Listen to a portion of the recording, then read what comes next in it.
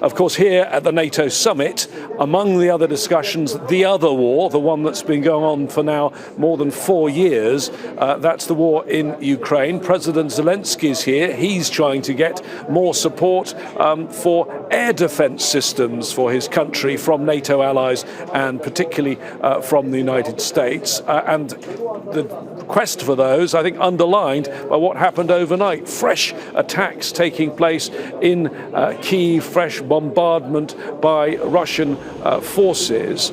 Let's discuss this further by going to our correspondent in Kyiv, Audrey MacAlpine.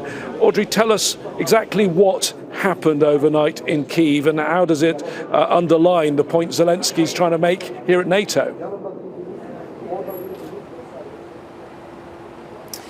Yeah, James, the war still very much raging here in Ukraine, over 1,000 kilometers from where you are here in Kyiv.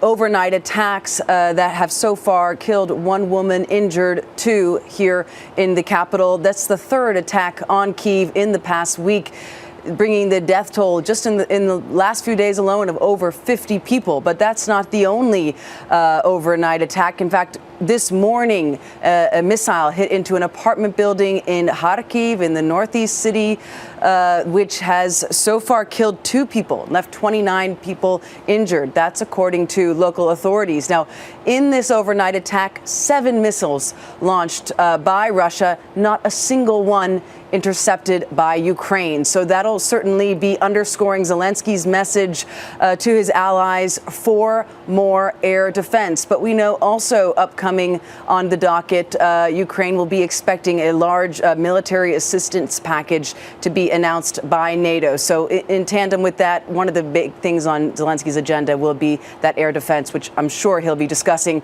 with the U.S. president in a meeting later this afternoon. Now, clearly, there's that need for U.S. defense, but I think it's fair to say Zelenskyy sees himself in a stronger position than when he went to The Hague for the last NATO summit a year ago. Ukraine's drone capability is putting Russia on the back foot. Do you think among the Ukrainian leadership, given he's coming here with a slightly stronger hand, there's frustration that once again, as all this year, his important asks are being overshadowed by events in the Middle East?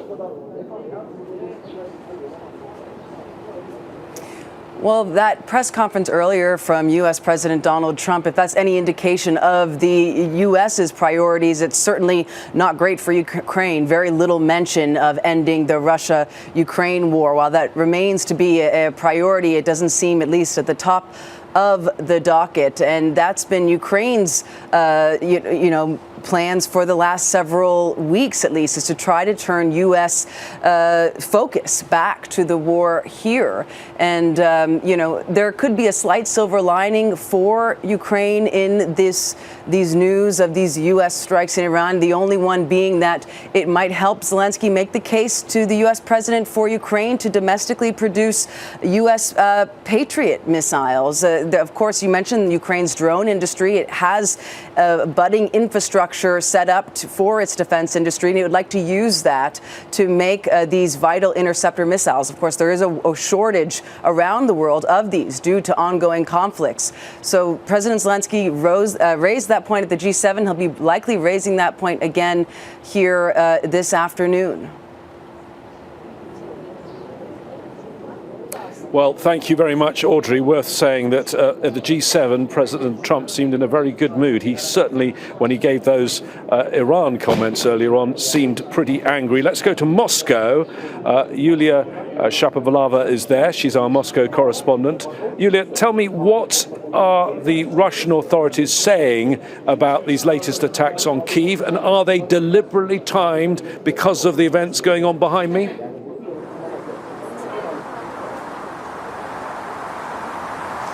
Well, the Russian military indeed reported that they had carried out drone strikes and ballistic missile attacks on Ukraine last night. The Russian Ministry of Defense actually always called their strikes retaliatory attacks against, quote, Kiev terrorist attacks on Russia's civilian infrastructure. At the same time, according to the Russian Defense Ministry, the country's air defense forces destroyed 415 Ukrainian drones over various various Russian regions overnight. An airbase was attacked in the city of Borysaglebsk in central Russia, in Saratov and Nizhny-Kamsk. Ukrainian drones attacked oil refineries once again in the city of Saratov. It's a city upon the Volga River in central Russia. One person has died and several other people have been injured. In Nizhny-Kamsk in Tatarstan, a massive drone attack also took place, and restrictions are still in place at the city's airport.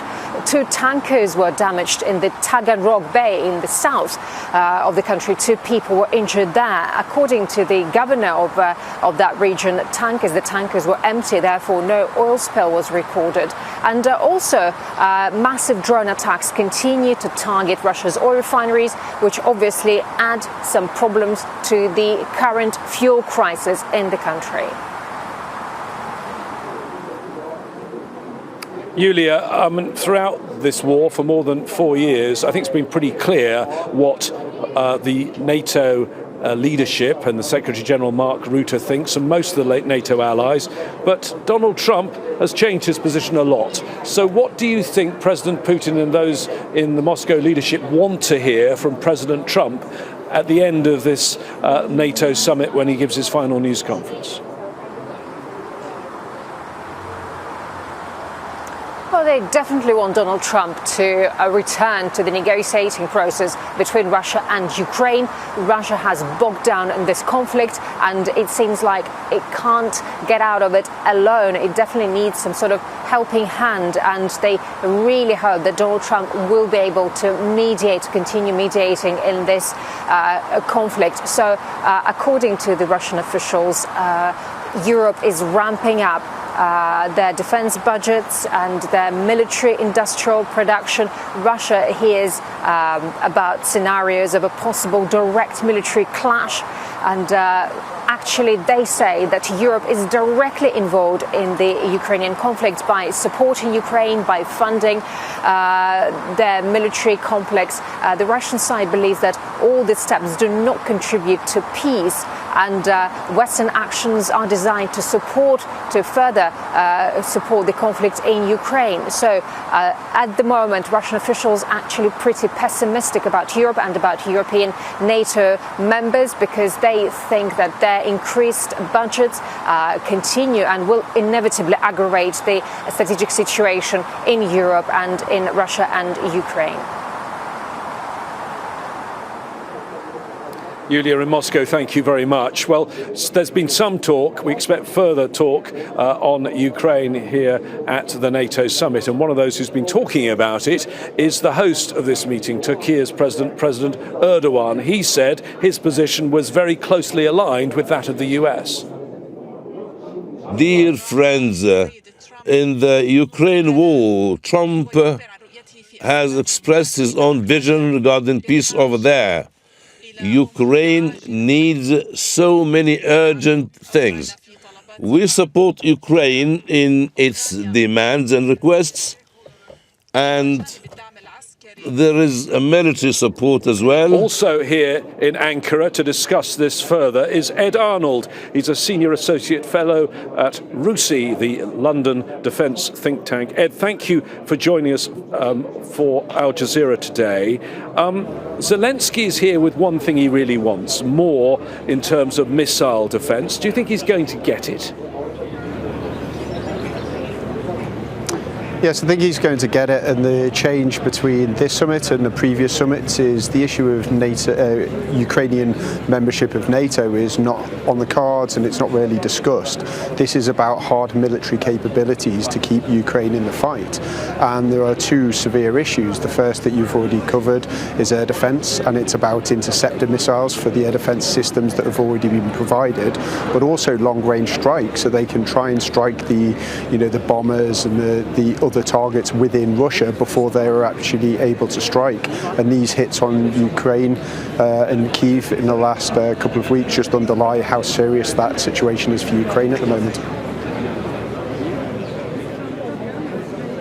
Ed, we hear from a lot of NATO leaders, European NATO leaders, and Canada for that matter, that there is a new tide that's been turned in Ukraine, that Zelenskyy is now in a much more powerful position, and we certainly know that there are strikes going to Moscow, that life in Crimea is being made very, very hard indeed. But with regard to that narrative, do you think the US and Europe are on the same page? Well, certainly Ukraine is in a stronger position. They found a way to not just have sort of deal with Russia in the close fight in the trenches. They're also increasing long-range strike, but actually critically what they've managed to do is actually that middle ground, so really going after Russia's logistics, their ability to fight, and they're having a real success at the moment. The challenge for Ukraine is how to use that success. The Russians adapt very quickly, so when the Russians start to adapt to Ukrainian advantage, it no longer becomes an advantage. So right now this is the time to press that and try and get Putin again to the negotiating table, not to that it would end the war, but it would end this current phase of the war and sort of then allow the Ukrainians to rearm, re-equip, restock their interceptor missiles for what is assumed to happen later in the line, that the Russians will continue their offensive. They've been continuing this offensive for 4 years, and actually, since 2014, it's still the intent of President Putin to subjugate Ukraine. And on the actual front line, when it comes to taking territory, there is pretty much stalemate, is there not? Yes, there's a stalemate at the moment, so you don't see any manoeuvre on the front line, change in controls of maps. But what you see critically from the Ukrainians is, firstly, they were fighting the Russians and making sure that there were favourable casualty ratios. So that meant that they were killing more Russians than Russians were killing Ukrainians, but that's ultimately not sustainable. Ukrainian tactics are now actually to kill more Russians than they can recruit, and that actually hampers Russia's ability to not only potentially take further territory but continue this war politically. And actually the Ukrainians are starting to inch back territory, but this war is not going to be won over a square kilometre here and there on the front line. This now has expanded much more into, again, the attritional aspect of this war is certainly on long-range strike as well as what's happening in the trenches in the front line. Ed, can I take a step back from Ukraine? These NATO summits, they seem to be happening every year in recent years. In history, they didn't used to happen every year. President Trump says he doesn't like them very much. Do you think they are counterproductive, given that President Trump has difficult relations with NATO members? They just become a moment where that could be a destructive moment. And I ask you this because there was some talk that next year's summit in Albania might get called off, but I've just heard from a senior NATO official, no, in the draft of the final communique they're looking at right now, it says there'll be another summit next year.